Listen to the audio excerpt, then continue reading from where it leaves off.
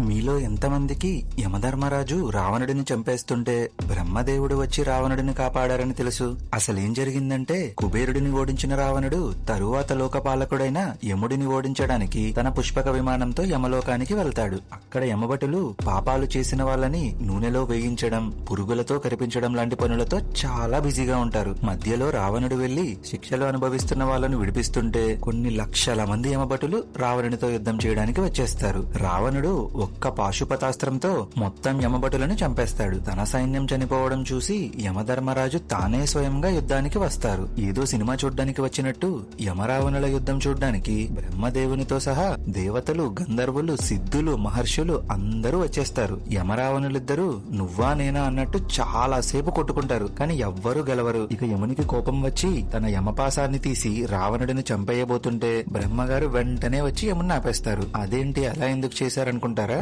ఎందుకంటే యమపాసాన్ని బ్రహ్మగారే స్వయంగా తయారు చేశారు. యమపాసం యొక్క మెయిన్ పర్పజే ప్రాణాలు తీసేయడం. అదే బ్రహ్మగారు దేవతల నుండి చావు రాదు అని కూడా రావణుడికి వరమిచ్చారు. ఇప్పుడు యమపాసం గెలిచి రావణుడు చనిపోయినా, రావణుడు గెలిచి యమపాసం రావణుడి ప్రాణాలు తీయలేకపోయినా బ్రహ్మగారి మాట అబద్ధమైపోతుంది. అందుకే బ్రహ్మగారు యమధర్మరాజుని యమదండాన్ని ఉపయోగించనివ్వరు. పాపం యముడు తన దగ్గర ఉన్న ఆయుధం వాడలేడు, రావణుడి చేతిలో చనిపోలేడు. ఇక చేసేది లేక అక్కడి నుంచి వెంటనే మాయమైపోతాడు. ఇంకేముంది, రావణుడు నేనే గెలిచాను అని చెప్పుకుంటూ మళ్లీ పుష్పక విమానం ఎక్కి నెక్స్ట్ యుద్ధానికి వెళ్లిపోతాడు.